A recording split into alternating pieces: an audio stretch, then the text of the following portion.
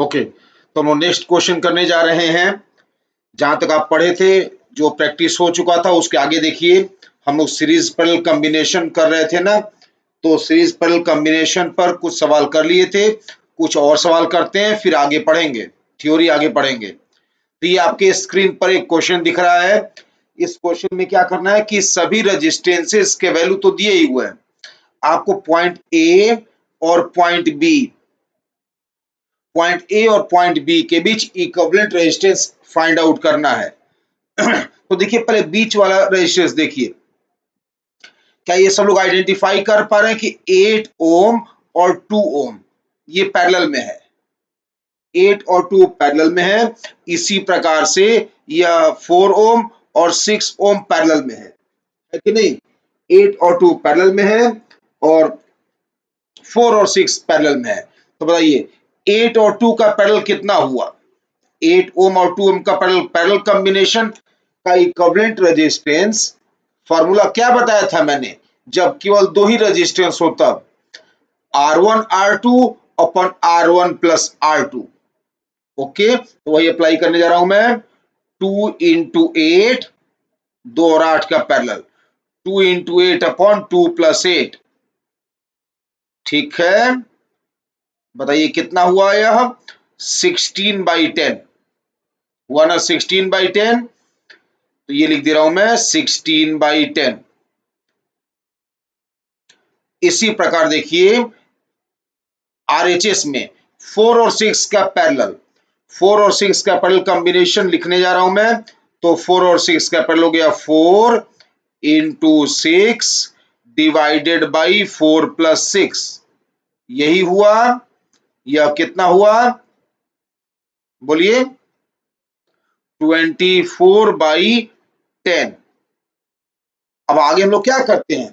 जब parallel combination का equivalent value निकालिए, तो आगे क्या करते हैं हम लोग? जिसका जिसका आप इक्विवेलेंट निकाल चुके हैं, उन सबको हटाकर इक्विवेलेंट रेजिस्टेंस वहां पे अप्लाई कर दिया जाता है ना? तो हम लोग क्या करेंगे, 8 और 2 दोनों रेजिस्टेंस हटाकर 16/10 लगा देंगे दोनों के जगह पर। 4 और 6 बीच वाले जो 4 और 6 दिख रहे हैं, उन दोनों को हटाकर 24/10 अप्लाई कर देंगे। तो यह डायग्राम कुछ इस तरह से बन जाएगा।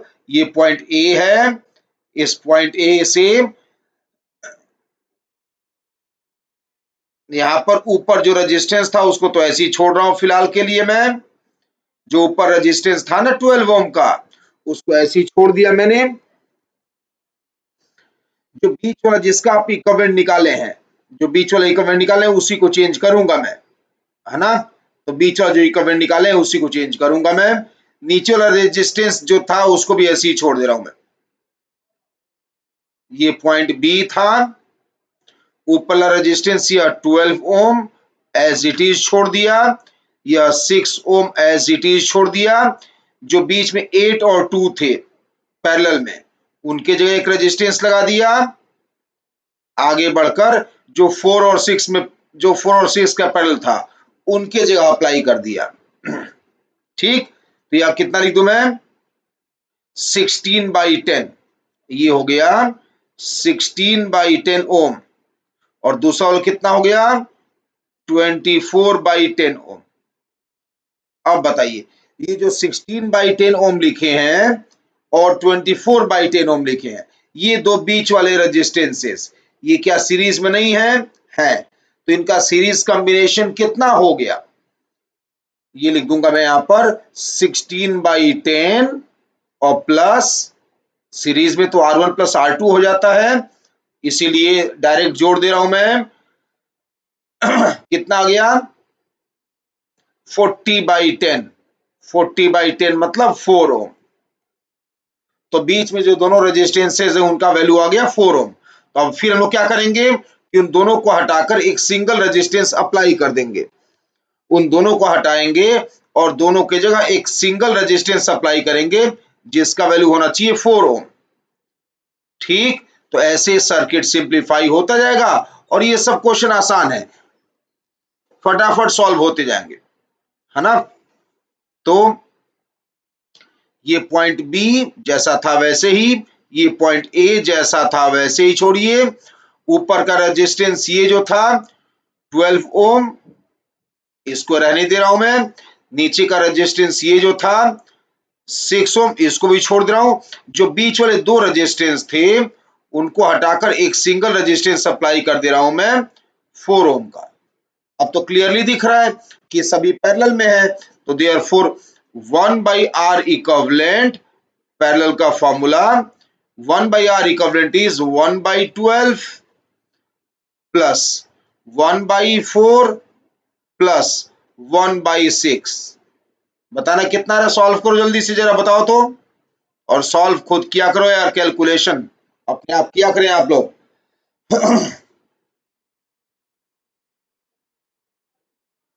कितना आ रहा है बताइए, एलसीएम ले लो ना, 12 एलसीएम हो जाएगा।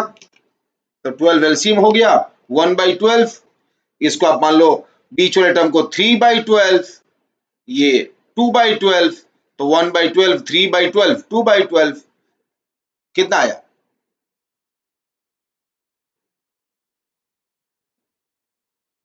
6 by 12 यानी 2 ओम आ गया, है ना। तो इसका आंसर हो गया 2 ओम। कितना इजी है ना, ठीक है। बहुत इजी क्वेश्चन है, सीरीज पर तो कभी टफ होता ही नहीं है। सीरीज पर क्वेश्चन तो हमेशा से आसान रहा है, बस थोड़ा सा प्रैक्टिस करने की बात है। कायदे में तो ये सब क्वेश्चन मुझे कराना भी नहीं चाहिए, तो बहुत इजी है, खुद ही आप कर लेंगे। फिर भी चलिए, मैंने सोचा कुछ क्वेश्चन की प्रैक्टिस करा देता हूं मैं।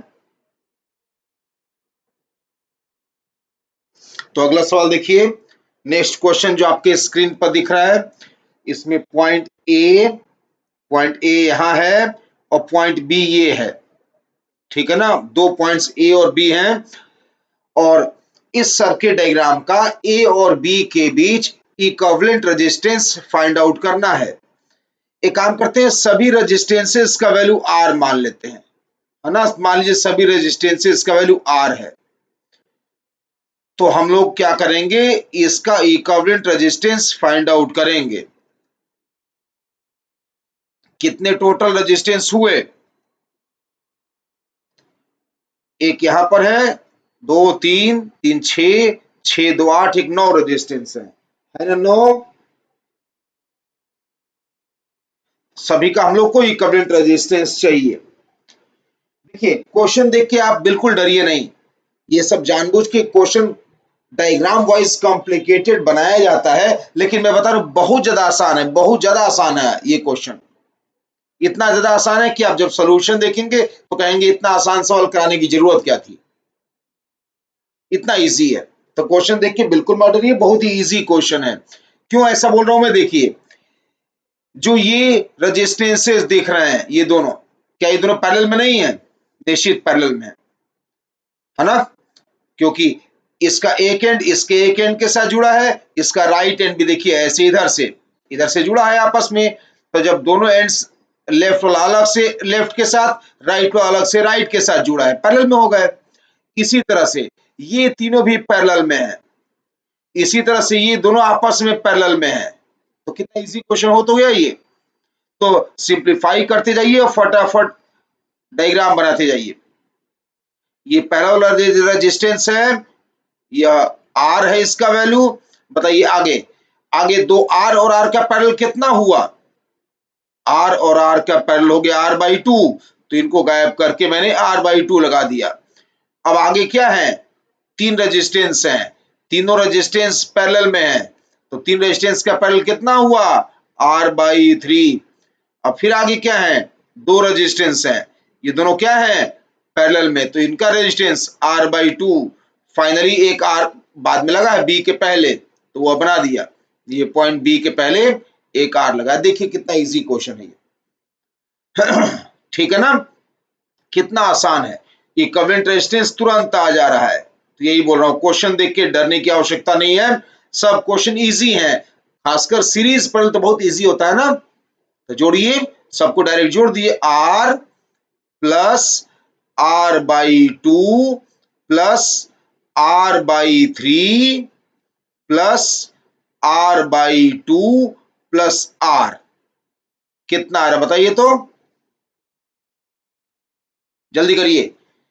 ये r/2 R/2 एक साथ जोड़ लो तो R/2 R हो गया, ये दोनों मिलके R हो गए, एक R यहां पर है, एक R यहां पर है, तो R/2 R plus R 3R plus R/3, 3R plus R/3 यही ना हुआ? तो बताइए 3R प्लस R/3 कितना हुआ?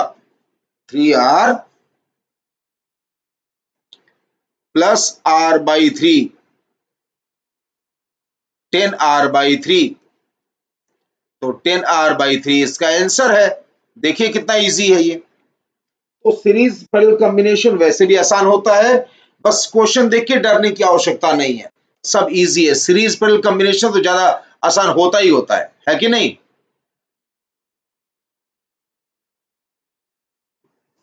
अगला क्वेश्चन देखते हैं। नेक्स्ट क्वेश्चन,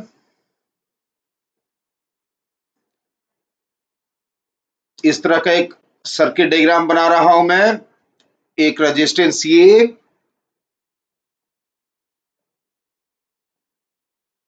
दूसरा रेजिस्टेंस ये, तीसरा रेजिस्टेंस, इसी तरह से नीचे से भी बना रहा हूं मैं लिंक, ये एक रेजिस्टेंस, सेकेंड,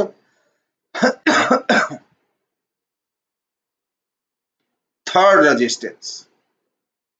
ओके, यह इस तरह से जोड़िए एक और रेजिस्टेंस के थ्रू इसको,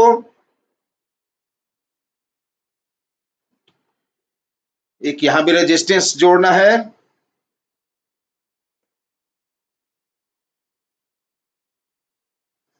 एक यहां पर भी रेजिस्टेंस जोड़ना है। बिल्कुल घबराने की आवश्यकता नहीं है, कोई भी क्वेश्चन हो, ज्यादातर क्वेश्चन सीरीज पैरेलल के आसान ही होंगे। ये पॉइंट ए और यह पॉइंट बी, सभी रेजिस्टेंसेस का वैल्यू लिख दे रहा हूं मैं। ऊपर वाले जितने रेजिस्टेंसेस हैं, एक काम करते हैं सबको 3 ओम मान लेते हैं। ऊपर वाले सारे रेजिस्टेंसेस 3 ओम के हैं। ये रेजिस्टेंस कुछ भी मान लीजिए, चलिए 4 ओम मान लेता हूं मैं। ये रेजिस्टेंस 3 ओम, यह रेजिस्टेंस 2 ओम, ये रेजिस्टेंस भी 2 ओम।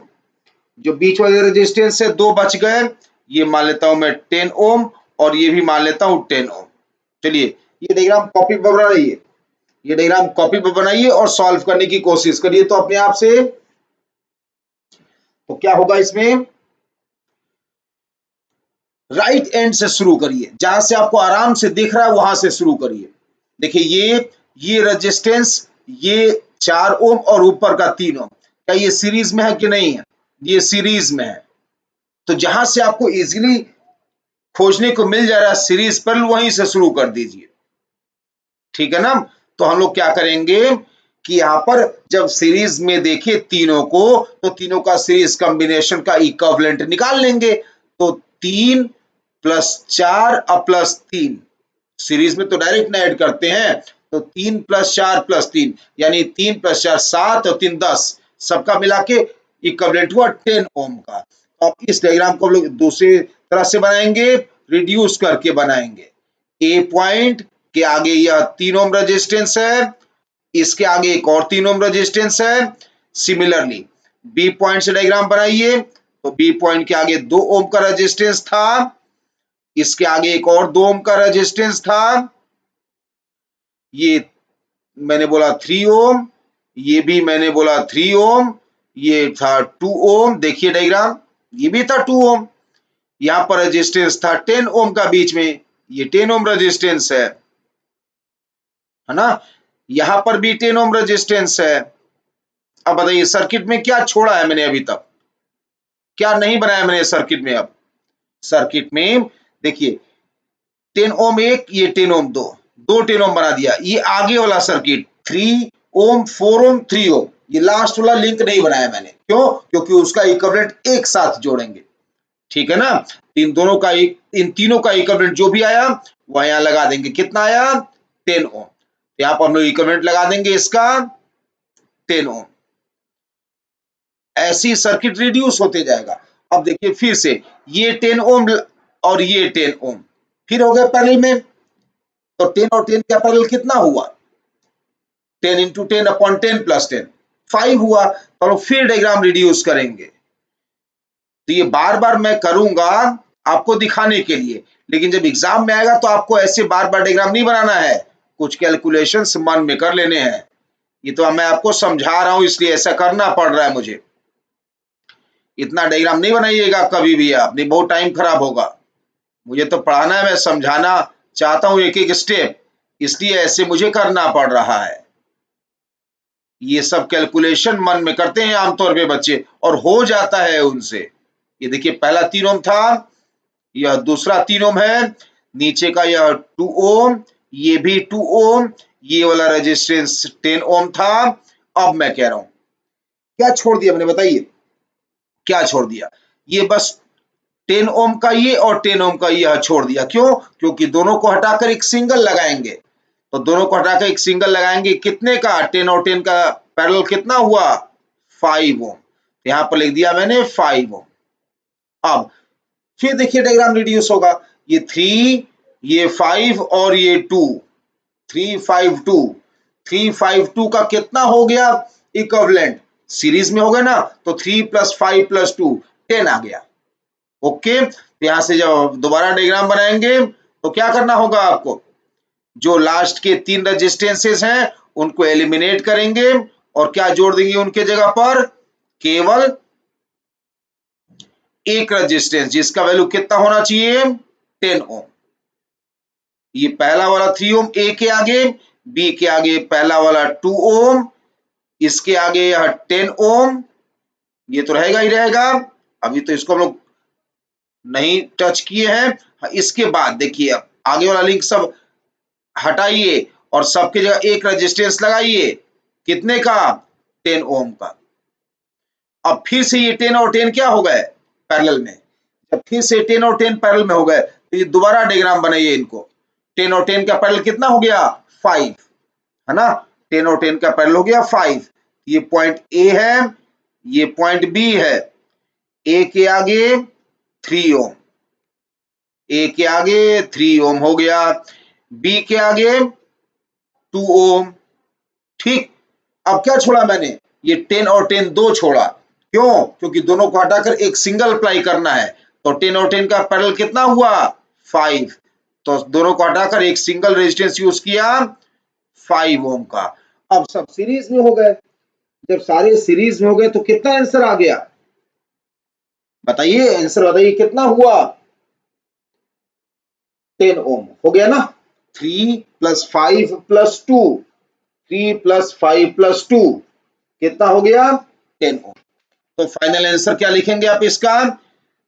मैं लिख रहा हूं यहां पर, इधर जगह है मेरे पास, यहां लिख रहा हूं R equivalent is equal to 10 ohm. ये रहा आंसर, है ना? तो मैं यही बोल रहा हूं आपसे कि सीरीज पैरेलल कॉम्बिनेशन तो कभी भी टफ नहीं होता है। पेशेंस रखिए और डायग्राम मैं बना के दिखा रहा हूं आपको। एग्जाम में इतना डायग्राम नहीं बनाना है, बहुत से कैलकुलेशन मन में करूंगा मैं, जैसे अगले क्वेश्चन में करके दिखा रहा हूं मैं।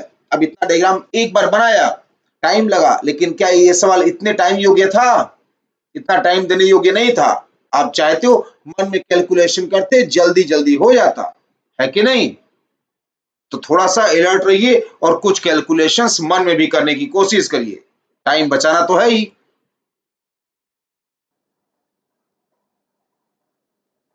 अगला क्वेश्चन देखते हैं। नेक्स्ट क्वेश्चन, जैसे मैंने आपको पिछला क्वेश्चन सिखाया ऐसे ही अगला सवाल अपने आप करेंगे आप। थोड़ा सा मैं आपकी सहायता करूंगा मैं। तो देखिए अगले क्वेश्चन में क्या है, थोड़ा डायग्राम कॉम्प्लिकेटेड हो तब भी कोई बात नहीं, डरना नहीं है ना? डरने की आवश्यकता नहीं है।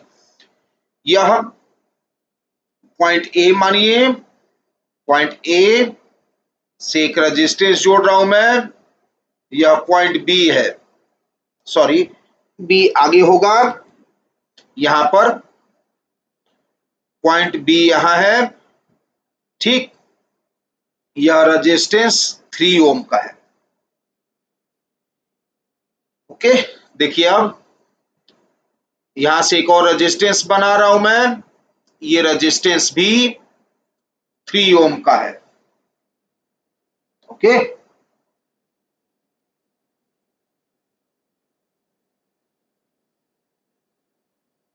ये रेजिस्टेंस ऐसे जोड़ दिया 6 ओम,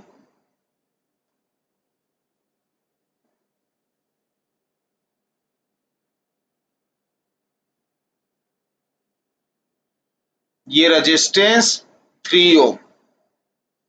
डायग्राम देख के बिल्कुल घबराइएगा मत, सवाल देखने में जैसा टफ लगता है बहुत बार वैसा होता नहीं है। सीरीज पैरेलल कॉम्बिनेशन कभी भी बहुत ज्यादा टफ नहीं होता है।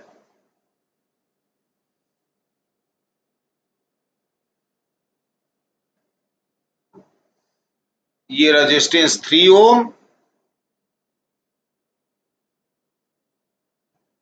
6 ओम, ये वाला 6 ओम,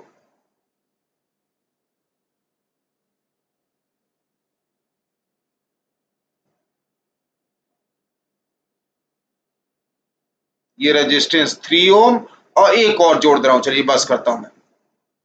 ऐसे तो मैं इनफाइनाइट भी बना सकता था लेकिन उसकी जरूरत नहीं है। चलिए हम लोग को सीखना है, इतना ही एनफ है।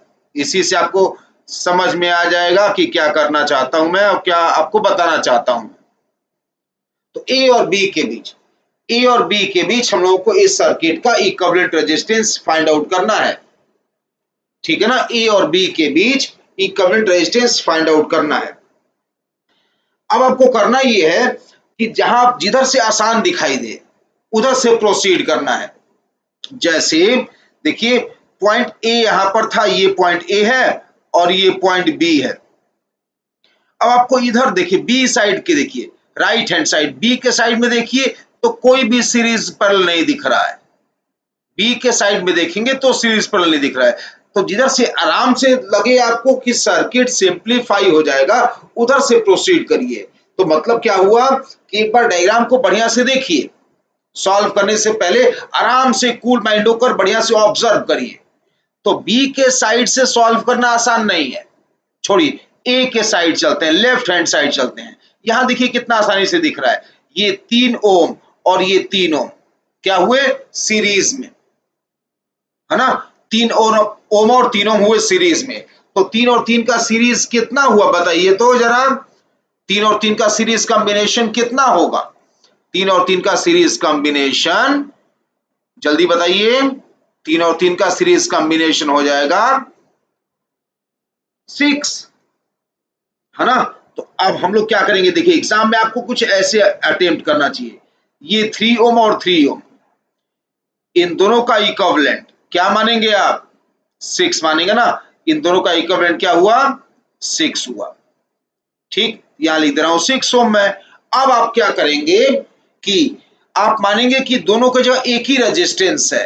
तो जब दोनों का जो एक रेजिस्टेंस मानते तो यहां पर क्या करते हैं आप, दोनों गायब करते और दोनों हटाकर एक सिंगल रेजिस्टेंस यूज करते हैं। ऐसे एक सिंगल रेजिस्टेंस ऐसे यूज करते इन्हीं पॉइंट्स के बीच, और इसका वैल्यू क्या लिखते, इसका वैल्यू लिखते 6 ओम जो आप निकाले हैं 3 ओम और 3 ओम एलिमिनेट करके। ठीक है ना, इसका वैल्यू लिखते 6 ओम। और फिर देखिए ये 6 ओम और ये 6 ओम ये क्या हो जाते, ये हो जाते पैरेलल में। तो 6 और 6 का पैरेलल कितना हो गया? 3 हो गया। 6 और 6 का पैरेलल 3 हो गया। तो इस तरह से आप ओरली भी क्वेश्चन सॉल्व कर सकते थे। तो चलिए खैर, जितना दिखा रखा हूं मैं उतना ओरली सॉल्व किया, आगे फिर डायग्राम बनाता हूं कि आपको ज्यादा दिक्कत ना है। तो इसका ये देखिए, ये इस लाइन के इधर, इस लाइन के इधर जितने रेजिस्टेंस हैं इन सबका इक्विवेलेंट में ओरली निकाल दिया।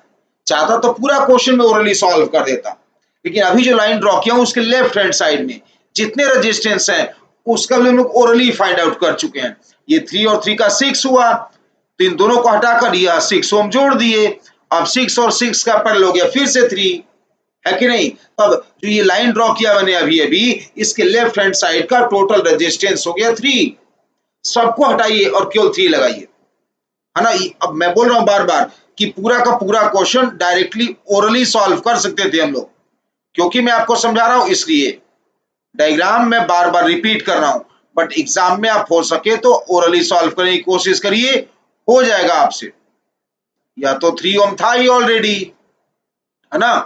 यहां पर जो बोल रहा हूं सब एल हटाइए, सब हटा के क्या करना है, कितना लगाना है, सारा हटाकर लगाना है केवल 3 ओम, सारा हटाकर केवल 3 ओम अप्लाई करना है ना। 6 और 6 का पैरेलल हो गया 3 ओम।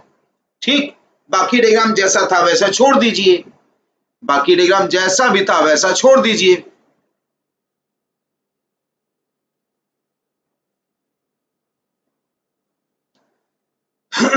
ठीक है ना। तो क्या बोलना चाह रहा हूं मैं कि ये पॉइंट ए था, ये पॉइंट ए के आगे यह रेजिस्टेंस था 3 ओम का ऑलरेडी, या ऐसे ही छोड़ दिया मैंने। ठीक है, यह पॉइंट बी था,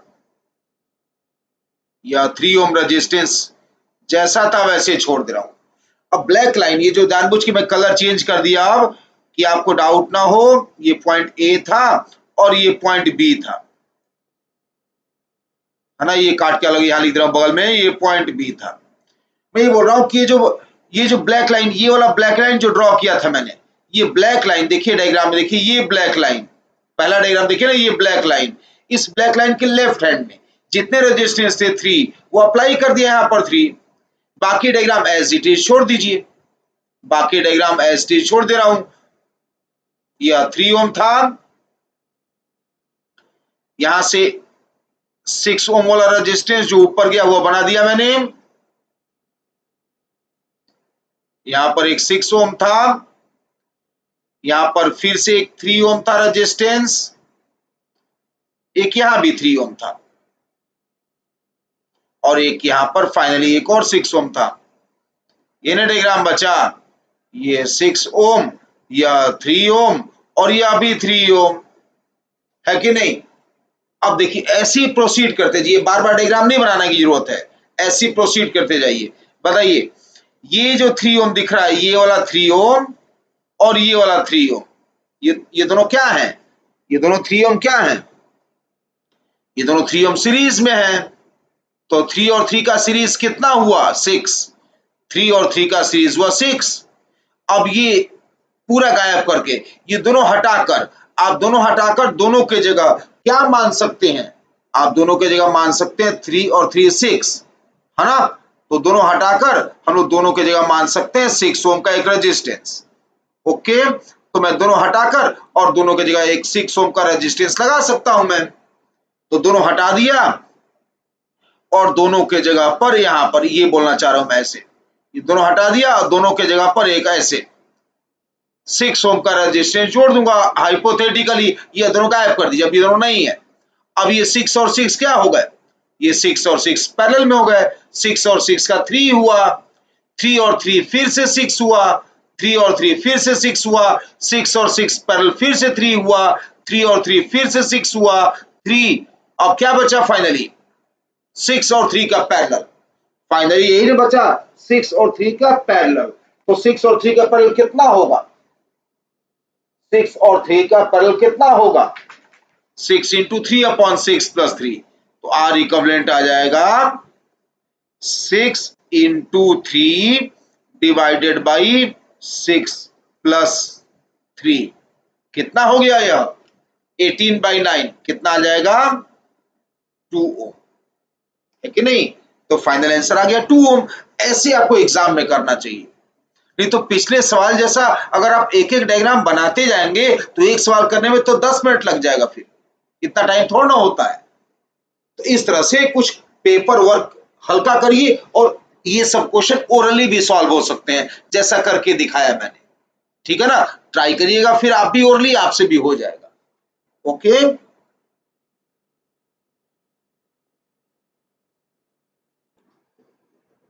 ओके, तो आगे पढ़ते हैं। व्हीट स्टोन ब्रिज, अगला कॉन्सेप्ट है क्या, Wheatstone bridge, wheat stone bridge.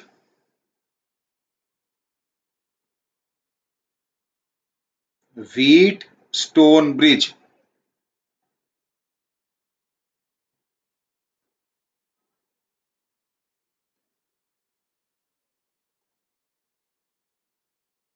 देखिए बार बार इतना ना लिखना पड़े, इसलिए इसे एक शॉर्टकट बना लेते हैं, WSB, जब मैं WSB बोलूंगा चाहे लिखूंगा तो आप व्हीट स्टोन ब्रिज समझ लेना, ठीक है ना। तो टॉपिक का नाम क्या है, व्हीट स्टोन ब्रिज।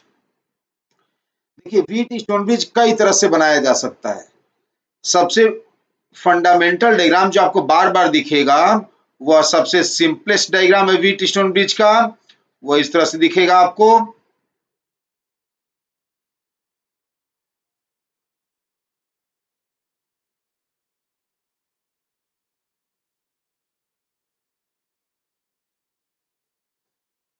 सबसे इजी यही डायग्राम माना जाता है, बच्चों के लिए सबसे आसान यही लगता है। तो सबसे बेसिक डायग्राम सबसे पहले बना रहा हूं मैं, यह व्हीट स्टोन ब्रिज है।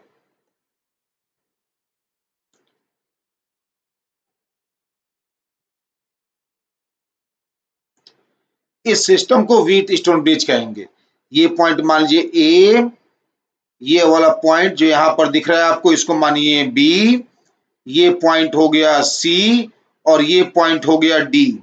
तो ये व्हीट स्टोन ब्रिज है। ए और बी के बीच रेजिस्टेंस R1, ओके, ए और बी के बीच रेजिस्टेंस R1, बी और सी के बीच R2, ए और डी के बीच, ए और डी के बीच रेजिस्टेंस हम लिखेंगे R3, यानी ये रेजिस्टेंस हो गया R3, ये रेजिस्टेंस R4, और बीच वाला रेजिस्टेंस जो बी और डी के बीच लगा है ये लिखेंगे R5। इस सिस्टम को व्हीट स्टोन ब्रिज कहते हैं। यानी जब कभी भी आपको क्वेश्चन में 5 रेजिस्टेंसेस दिखाई दें, R1, R2, R3, R4, कभी भी कोई क्वेश्चन आपके सामने आए और उसमें 5 रेजिस्टेंसेस हों तो एक बार जरूर ट्राई करिएगा कि यह हो सकता है सवाल व्हीट स्टोन ब्रिज का हो। तो जब कभी भी 5 रेजिस्टेंस दिखाई देंगे आप एक बार ट्राई करिएगा व्हीट स्टोन ब्रिज बनाने का।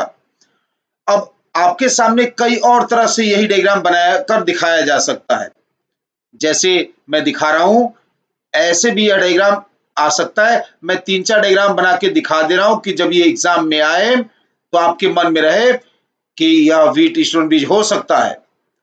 तो थोड़ा सा प्रैक्टिस की बात है, वही प्रैक्टिस में आपको करा देना चाहता हूं। तो व्हीट स्टोन ब्रिज को एक अलग टाइप से भी बनाया जा सकता है।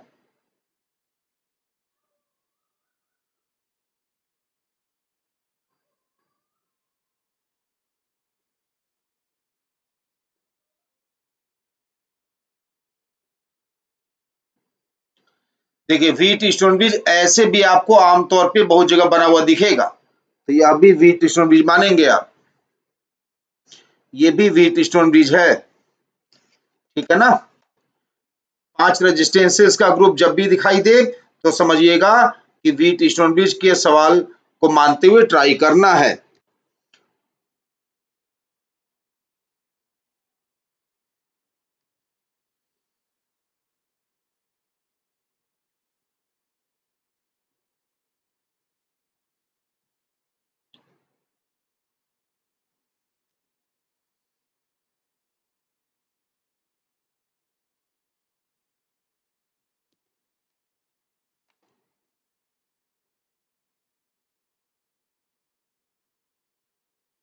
R1, R2, R3, R4 और R5, ये 5 रेजिस्टेंस मिलकर व्हीट स्टोन ब्रिज बनाते हैं। ए और बी, ए और बी, ये पॉइंट बी है, तो ए और बी के बीच क्या था R1, ये बी है, और यहां पर आप बनाए थे सी, तो बी और सी के बीच क्या लिखे थे R2, ये पॉइंट आप बनाए थे डी, तो ए और डी के बीच था R3,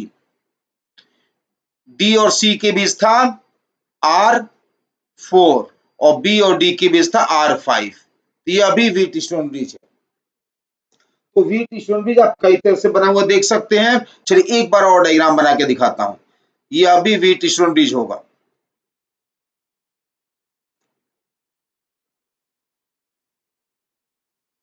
समझिएगा ये भी व्हीट स्टोन ब्रिज ही बना रहा हूं।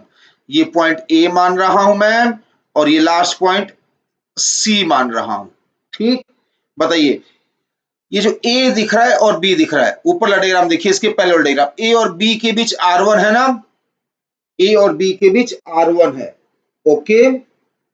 तो ए और बी के बीच R1 जोड़िए, तो एक काम करता हूं मैं, ये पॉइंट मान लेता हूं बी है, ये पॉइंट मान लेता हूं बी है, ठीक, और ये पॉइंट मान लेता हूं डी है, ठीक। तो ए और बी के बीच ये रहा R1, डी और सी के बीच, ये देखिए डी और सी के बीच क्या था, R4, तो डी और सी के बीच ये हो गया R4, ओके। बी और डी, ये देखिए बी पॉइंट और डी पॉइंट, बी और डी के बीच R5, ये R5 दिख रहा है बी और डी के बीच, तो बी और डी के बीच R5 है। अब क्या बचा, अब दो रेजिस्टेंस बचे, कौन कौन से, ए और डी के बीच R3, तो ए पॉइंट यहां है, ए पॉइंट यहां है, ए से चलिए और डी तक आइए, ए और डी के बीच क्या रेजिस्टेंस जोड़ना है, ए और डी के बीच जोड़ना है आपको R3, ये लिख दिया मैंने R3। अब क्या बच गया, अब बच गया केवल एक रेजिस्टेंस, कौन सा रेजिस्टेंस बच गया, R2, ये R2 बच गया। R2 कहां है, बी और सी के बीच, तो यहां पर देखिए यह बी है, बी और सी के बीच क्या बच गया, यह R2, तो बी और सी के बीच ये रहा R2। तो व्हीट स्टोन ब्रिज ऐसे भी दिख सकता है आपको, तो व्हीट स्टोन ब्रिज बनाने के बहुत से रास्ते हैं, ओके। तो ऐसे भी व्हीट स्टोन ब्रिज आपको दिख सकता है, सब डायग्राम एक ही है, डायग्राम में कोई डिफरेंस नहीं है, अलग अलग लुक है, बस आप देखिए अलग अलग लुक है। तो मैं 3 डायग्राम बना के दिखाया, क्या बताने की कोशिश कर रहा हूं मैं कि जब कभी भी आपको 5 रेजिस्टेंस 5 रेजिस्टेंसेस का ग्रुप दिखे तो आप समझिएगा कि एक बार व्हीट स्टोन ब्रिज ट्राई कर लेना चाहिए क्वेश्चन में। कब, अगर सीरीज पैरेलल कॉम्बिनेशन ना दिखे तब, भाई सीरीज पैरेलल हो जाए तब तो कोई बात ही नहीं है, अगर सीरीज पैरेलल कॉम्बिनेशन ना हो और क्वेश्चन में 5 रेजिस्टेंस दिखे तो समझिएगा कि एक बार व्हीट स्टोन ब्रिज ट्राई जरूर करना चाहिए, ओके, ठीक है ना। तो ये 5 रेजिस्टेंसेस के इस ग्रुप को हम लोग कहते हैं व्हीट स्टोन ब्रिज। अब इसके कुछ प्रॉपर्टीज आपको जानने हैं, तो प्रॉपर्टीज बनाने से पहले एक बार फिर व्हीट स्टोन ब्रिज बना रहा हूं मैं, सिंपल वाला सबसे, ये पॉइंट ए था, ए,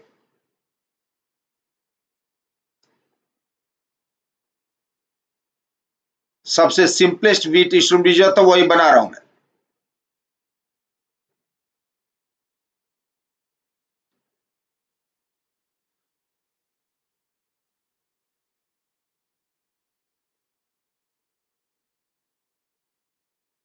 ये पॉइंट आप माने थे सी, बी पॉइंट ऊपर था यहां पर और डी पॉइंट नीचे था यहां पर, बी और डी के बीच डायरेक्ट रेजिस्टेंस जो था वह R5 था, है कि नहीं, दिया व्हीट स्टोन ब्रिज बना दिया मैंने, ये R5 था।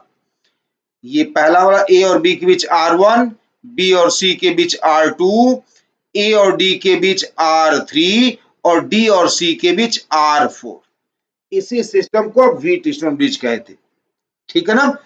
तो मैं कह रहा हूं कि कुछ इसके प्रॉपर्टीज आपको जानने हैं, तो प्रॉपर्टी सबसे पहले आपको यह जानना है कि अगर ऐसा हो जाए, इफ लिख रहा हूं देखिए, if R1 by R2, R1 by R2, देखिए कौन सा रेशियो ले रहा हूं मैं, R1 by R2 is equal to R3 by R4, R1 by R2 is equal to R3 by R4 लूंगा मैं,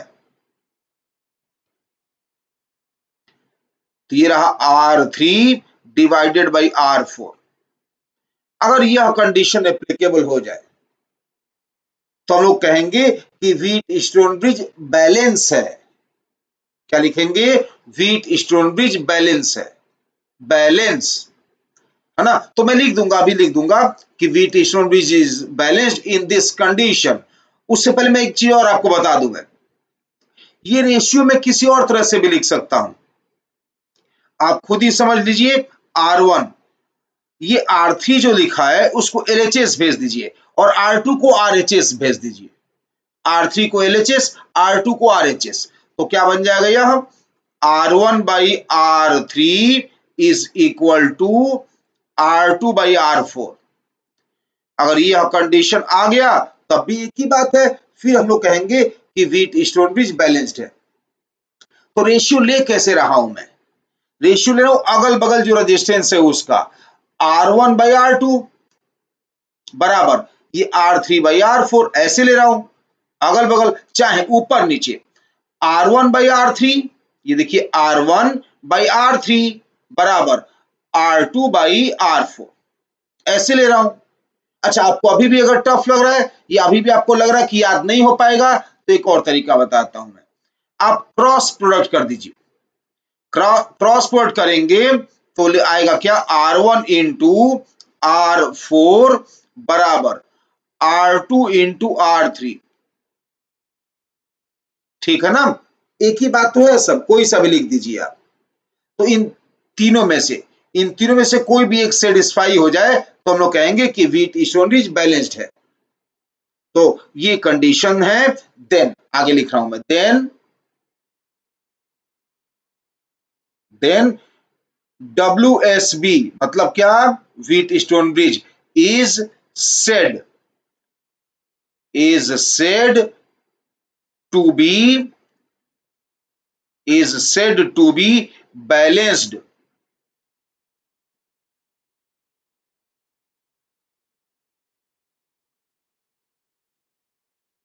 ठीक है ना, is said to be balanced, हम लोग कहेंगे व्हीट स्टोन ब्रिज बैलेंस है। बैलेंस्ड कब, जब ये कंडीशन में से कोई भी एक, सब तो एक ही बात है ना, तीन भले लिखा हूं मैं, बात तो एक ही है। एडजस्टेंट रेजिस्टेंस का रेशियो R1 बाई R2 बराबर R3 बाई R4, चाहे ऊपर नीचे एडजस्टेंट ले लीजिए, R1 बाई R3 बराबर R2 बाई R4, या फिर cross product R1 R4 is equal to R2 R3।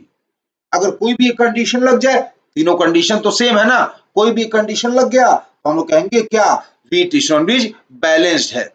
ठीक है ना, व्हीट स्टोन ब्रिज बैलेंस्ड है। अब ये बैलेंस होने का मतलब क्या होता है ना, अब देखिए बैलेंस होने का मतलब क्या होता है। अगर बैलेंस है तो पहला पॉइंट हम लोग क्या समझेंगे, पहला पॉइंट ये समझेंगे, अगर बैलेंस हो गया तो potential potential of B is equal to potential of D. Point B और पॉइंट डी, ये पॉइंट बी और पॉइंट डी का पोटेंशियल हो जाएगा सेम। बैलेंस होने की खास बात ये होती है कि पॉइंट बी और डी का पोटेंशियल हो जाएगा सेम। तो पॉइंट बी और डी का पोटेंशियल अगर सेम हो गया तो बी और डी के बीच जो R5 है, पोटेंशियल ड्रॉप उसके अक्रॉस कुछ मिलेगा ही नहीं। जो पोटेंशियल बी का है वही पोटेंशियल डी का है, तो बी और डी के बीच पोटेंशियल ड्रॉप जीरो हो गया। अगर पोटेंशियल ड्रॉप जीरो हो गया तो ओम्स लॉ से V जीरो है तो V equal to I R, I zero हो जाएगा। तो हम लोग लिखेंगे नो करेंट, ध्यान रखिएगा, no current flows through R5, no current flows through R5।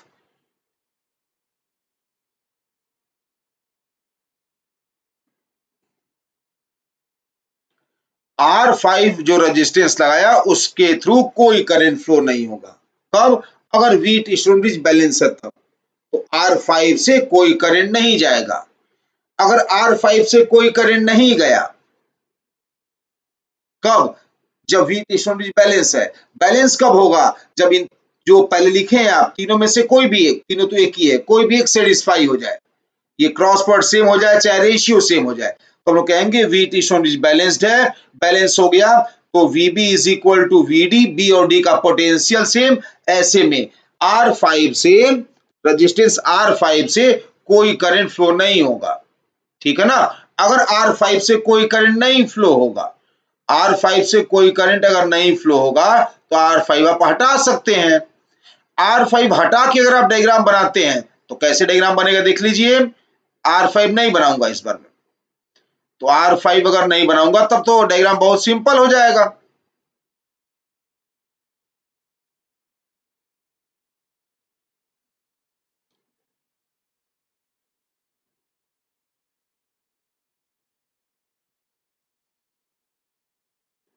ये डायग्राम बन गया, इसमें R5 नहीं बनाया मैंने, ये पॉइंट A था, ये पॉइंट C था, यहां पर पॉइंट B है और यहां पर पॉइंट D है।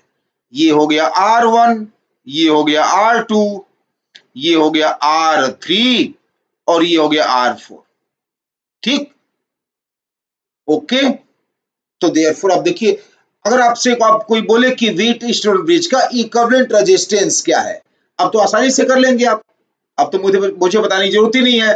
R1 R2 सीरीज में है, नीचे R3 R4 सीरीज में है, फिर ऊपर का सीरीज नीचे का सीरीज पैरेलल में है कि नहीं? तो क्या लिख सकते हैं आप? Are equivalent. आर इक्विवेलेंट क्या आ जाएगा बताइए? आर इक्विवेलेंट आ जाएगा ऊपर का R1 प्लस R2